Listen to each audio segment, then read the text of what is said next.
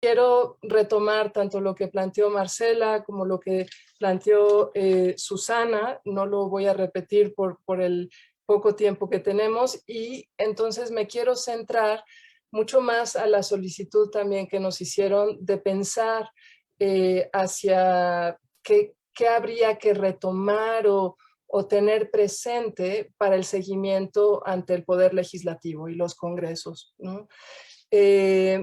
Y ahí yo quisiera hacer el énfasis de que comprendamos que el Congreso o el Poder Legislativo no solo está para legislar, tiene también dos funciones muy importantes. Por supuesto, establecer el presupuesto, ¿no?, para redundar un poco, y ese es un elemento que sí en nuestra agenda y en nuestra práctica ya lo hemos incorporado, pero ligado al presupuesto está la rendición de cuentas. El Congreso son nuestras personas representantes, mujeres y hombres, que tienen la voz, nuestra representación, para pedirle a los otros poderes que rindan cuentas de qué hicieron con el presupuesto, cómo están aplicando la normatividad. Y eso es algo que siento que hemos dejado de lado. Y ahí yo, cruzando como siempre hemos hecho también en el feminismo, entre lo local, lo internacional, lo que hay en otros países, bueno, en el ámbito internacional tenemos muy claro lo que puede hacer el comité de la CEDAW, lo que puede hacer el comité de expertas de Belén do Pará, el MESECBI, etcétera, que justo les están pidiendo a los estados: repórtame cómo estás cumpliendo con tus obligaciones. Y han diseñado en la última década, sobre todo el MESECBI, que retoma también lo que hizo la Oficina de la Alta Comisionada de Derechos Humanos, un sistema de indicadores de cumplimiento de obligaciones. Es un sistema complejo, sí, como todo lo que hemos hecho, pero no es imposible de comprender, ¿va? Y yo creo que necesitamos retomarlo para que lo podamos utilizar ahora en el ámbito nacional para poder dar seguimiento. Alguna vez muy rápidamente lo hablamos Susana y yo le decía: ¿cómo le hacemos para incorporar y presionar en el ámbito nacional sobre este sistema de indicadores? Y Susana me decía: todos los estados se han quejado, ¿no?, porque son muy complejos. Pero yo pienso que podemos hacer una presentación más gruesa para comprender el sentido y desde ahí traducirlo a lo que necesitamos. Voy a... ¿es posible proyectar? Sí. Ok. No lo había pensado así, pero como fuimos sumando lo que planteamos, perdón que tiene muchas letras, tal vez no hay que entrar a todas las letras. Esto es algo que hicimos con la agenda, la actualización de la agenda de Beijing en el eje de violencia, pero lo que yo querría que tuviéramos muy presente es la maravilla de pensamiento conjunto y la forma de traducirlo a la operación que hemos hecho. Si pensamos siglo XVIII, que eran ideas, principios generales, la libertad, la igualdad, luego siglo XX, la Declaración Universal de Derechos Humanos, y mucha gente decía que eso eran solo casi deseos morales de buena intención. Y ahora tenemos todo esto. Vean cómo, por ejemplo, con las colegas en Ciudad Juárez, que decíamos: el Estado simula, ¿va? Simula es el concepto político, porque no es que mienta, es que el Estado hace cosas que no son suficientes ni de la manera adecuada para que tenga los resultados de satisfacción de derechos, ¿no? ¿Y qué se hizo desde la comprensión de los derechos humanos? El principio de progresividad se dijo: ok, hagamos sistema de indicadores que midan estructura, proceso y resultado. Que salgamos de los ejes de gestión que tenemos en toda la estructura del Estado, y se dijo: hay que ir viendo, ok, ya tienes una unidad de género, fantástico. Luego, de proceso, ¿Cuántas personas están en esa unidad de género? ¿Qué presupuesto tiene? ¿Cómo está en la estructura orgánica? Todo eso lo vamos midiendo y entonces también medimos cuál es el cumplimiento, el resultado del cumplimiento de esos derechos. No si programé una campaña y si al final del año hice una campaña. No, es cómo estás previniendo, como lo que ya decía Susana, ¿no? Entonces tenemos ya elementos y herramientas concretas que imagínense si los congresos operaran esto. No, que no sea una rendición de cuentas nada más para preguntar cuestiones generales y de golpeteo político, sino decirle, a ver, ¿cómo avanzaste en cuestiones de estructura? ¿Cómo avanzaste en cuestiones de proceso? Repórtame cómo estás documentando internamente para que me puedas decir si cumples con los resultados de realmente la aplicación y la operación de los derechos humanos, ¿no? Y luego dijimos, en la interdependencia, que es parte de los aportes feministas, ¿no? 1993, los derechos humanos de las mujeres son derechos humanos y dijimos, hay interdependencia de todos los derechos. Y lo retomamos y dijimos, ok, hay 3 principios, grandes bloques que tenemos que tomar en cuenta para todos los derechos. El derecho de las mujeres a una vida libre de violencia también. Dijimos, tiene que estar ahí igualdad y no discriminación. ¿Cómo se está operando para todas las mujeres indígenas, para las mujeres con discapacidad, para las niñas, para las adolescentes? ¿Cómo estás operando estos indicadores de estructura, proceso y resultado para las diferencias entre las mujeres? Y salir de lo que Susana ya estaba señalando, pues que todo es todo, ¿no? Todo se previene, todo. No, dime específicamente qué estás haciendo para las mujeres migrantes. Dime específicamente qué estás haciendo para las adolescentes desaparecidas. Y entonces sí, vamos midiendo claramente. El otro principio fundamental es el acceso a la justicia. Y ese es uno de los ejes. Todas las instancias internacionales, la Corte Interamericana, la Comisión Interamericana, todos nos están diciendo falla el acceso a la justicia. Hay discriminación en el acceso a la justicia. Y ahí no solo es el Poder Judicial, que les tenemos que, por supuesto, jalar la oreja, sino, y también felicitar por lo bueno que han hecho, pero la Secretaría de la Función Pública, toda la violencia institucional que existe, ¿por qué no hemos pedido una rendición de cuentas específica sobre todas las omisiones y negligencias de autoridades que cometen violencia contra las mujeres y sostienen la impunidad? Eso le toca al Congreso y ellos nos representan y ellas nos representan para preguntar eso. Y no solo, imagínense, el Poder Judicial y el Poder Ejecutivo. Pensemos las universidades, que rindan cuentas de cómo están garantizando el acceso a la justicia dentro de cada universidad. Que la UNAM nos venga a decir por qué sostiene un tribunal universitario que no tiene los mínimos elementos de un acceso a la justicia desde los derechos humanos. Una universidad que no respeta ni incluye ninguno de los elementos de los derechos de las víctimas. Entonces, esa es una rendición de cuentas. Hemos hecho, como señaló Marcela, un bagaje legislativo fascinante, de una integralidad, de una interdependencia como pocos países lo han logrado, pero no se está aplicando, no baja. ¿Cómo lo vamos a bajar? ¿Solo con paros que son muy importantes de las universitarias?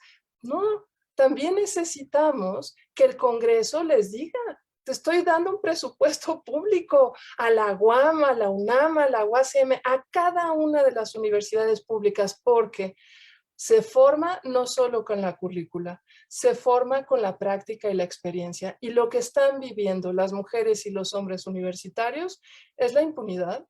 Nos están formando para discriminar en general. Por supuesto que hay fisuras y por supuesto que hay los espacios abiertos de los programas feministas, pero lo que estamos viviendo muchas abogadas que acompañamos a todas estas mujeres que denuncian es la cerrazón institucional para acceder a la justicia ahí. ¿Y qué hacen los agresores universitarios? Son felices, se mantienen como investigadores SNI3, se mantienen en programas y saben que tal vez ahora se tienen que cuidar un poquito más, pero que la institución no les va a sancionar como nosotras pensamos que se debía de hacer con todas las leyes que construimos. Entonces, tiene que ver con rendición de cuentas. Y el otro eje que está ligado a las libertades y a la democracia es todo el acceso a la información y la participación ciudadana. Y ahí quisiera hacer un énfasis en toda la parte que necesitamos, creo, reflexionar, así como decía Susana, de, bueno, ¿qué estado? Por ejemplo, en los 90s impulsamos muchísimo la participación ciudadana institucionalizada. Nos llenamos de consejos ciudadanos y aportamos además gratuitamente, y ahí hay que aprender, nunca más una participación ciudadana institucional honorífica. Es nuestro tiempo especializado y se tiene que recompensar, pero todos esos espacios los hemos ido perdiendo, ¿va? Y ahora hay un elemento que creo que hay que ver cómo incorporamos. Los familiares y sobre todo las familiares, las madres, las hijas, las hermanas de víctimas, sobre todo de desaparición de mujeres, desaparición forzada, están también exigiendo, pero no tienen muchas de las herramientas y necesitamos pensar cómo garantizamos las formas de participación y una participación informada, ¿no? Y formada políticamente desde el feminismo. Y creo que ahí también son elementos que hay que pensarlo desde el Congreso, porque desde ahí se define cómo se podrá hacer esa participación. Entonces, bueno, fui ampliando algunos de estos ejes. Están también aquí las categorías que ya hemos trabajado, toda la metodología que hicimos nosotras, las feministas, para medir e impulsar la institucionalización de la perspectiva de género pasa por la normatividad interna, todos los protocolos que hay que hacer, pasa por el presupuesto y la programación y pasa por el desarrollo de capacidades institucionales. Todo esto se puede medir. Hemos construido nosotras todas esas referencias y es importante que las retomemos para que ahora se usen desde estos espacios formales. Quisiera plantear dos cosas más. Una es que, o tres, bueno, lo que estamos viendo actualmente en los congresos, desde mi punto de vista, es sobre todo una acción legislativa de lo que muchas han nombrado como populismo punitivo.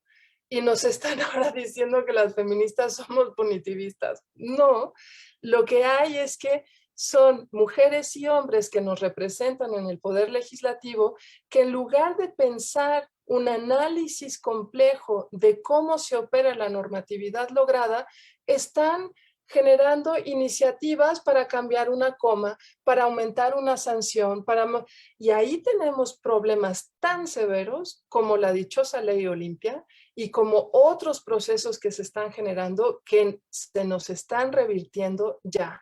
Entonces necesitamos también hacer un proceso de seguimiento y de construcción de agenda con las mujeres que nos representan ahora de manera paritaria en estos espacios, como hicimos a partir, por ejemplo, del Parlamento de Mujeres, donde aclaramos los ejes centrales para que no se diluya el tiempo y el esfuerzo que implica legislar, que es durísimo para quienes están ahí. Y todo eso, como ya señalaba Marcela, implica conocimiento. Necesitamos actualizarnos, necesitamos saber qué hay. Cuando Susana hablaba de este elemento estructural, yo hace 2 años, ya en la desesperación absoluta, no lo hice desde el derecho, sino desde el arte, y con Lorena Wolfer diseñamos un performance que era como fue en el nazismo, imprimir en hojas de papel ligerita y aventarlas en la calle los elementos de la reparación del daño integral, que este país, por casos de este país, en relación a la violencia contra las mujeres, tiene el concepto de reparación del daño transformadora, porque entendimos que la violencia contra las mujeres tiene causa y consecuencia en la discriminación que es social. Y definimos, fíjense qué cosa tan increíble, y tiene una década eso. Definimos que caso a caso, a través de la reparación del daño de caso a caso, podríamos transformar el contexto. ¿Qué significa una reparación del daño transformadora en casos de violencia familiar? Que voy a atender a toda esa familia, ¿va? Y que el Estado se va a encargar de toda esa familia.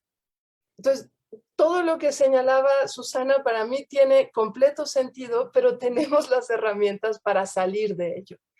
Pero se nos diluyen. A veces pienso, hemos construido tanto y es tan bueno y tan complejo que a veces no logramos asirlo. Y tal vez parte de nuestro trabajo ahora es afianzar lo que logramos, ¿no? Y divulgarlo claramente. La reparación del daño integral y transformadora no solo no la conoce la ciudadanía, no la conocen los operadores de justicia, ¿verdad?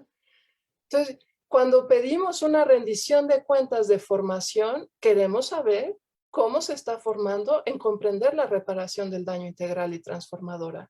Y podemos medir de acuerdo a ese sistema de indicadores cuánto presupuesto se está asignando, a cuántas personas, cómo se evalúa.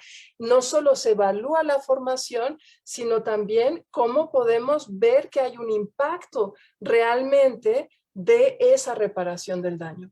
¿Qué está pasando en todos los juicios abreviados? Que a las mujeres que son víctimas de violencia se les pone como reparación del daño solo una pequeña indemnización y el pago de 12 sesiones de psicoterapia. No, por favor, no. Hemos trabajado tanto, tenemos tantos recursos, hay que usarlos. Y lo último que yo quiero plantear y que creo que debe de estar en esta rendición de cuentas desde los congresos es que no podemos dejar solas a las mujeres, porque son principalmente mujeres que están operando las leyes que construimos, ¿va? La mayoría del personal que opera el derecho de las mujeres a una vida libre de violencia no tienen ni seguridad social, no tienen contratos de base, no tienen los mínimos elementos de un trabajo digno. Y nosotras tenemos que apoyarlas, tenemos que vigilar que no solo tengan lo mínimo del trabajo digno, sino que tengan más. Ellas están realizando un trabajo especializado y es un trabajo de alto riesgo, igual que el que realizamos nosotras. El agotamiento, la manera en cómo nos enfermamos cada una de nosotras, lo viven ellas también y las estamos dejando solas. Necesitamos medir el impacto que tiene trabajar esta violencia, ¿va? Y dar el presupuesto adecuado para que tengan las garantías laborales adecuadas, para que puedan juzgar con perspectiva de género, para que puedan escuchar todos los matices que tienen que escuchar, para que sepan ver las condiciones estructurales. ¿Cómo van a poder entender que un caso refiere a toda la estructura social si no se enseñó eso en la universidad y no se les enseña cuando entran a trabajar y están siendo hostigadas y golpeteadas y no tienen la mínima seguridad laboral para continuar ahí? Entonces, creo que necesitamos hacer un compromiso también nosotras con todas esas trabajadoras en el poder ejecutivo, en el poder judicial, para que lo que construimos cobre vida. Nada más. Muchísimas gracias.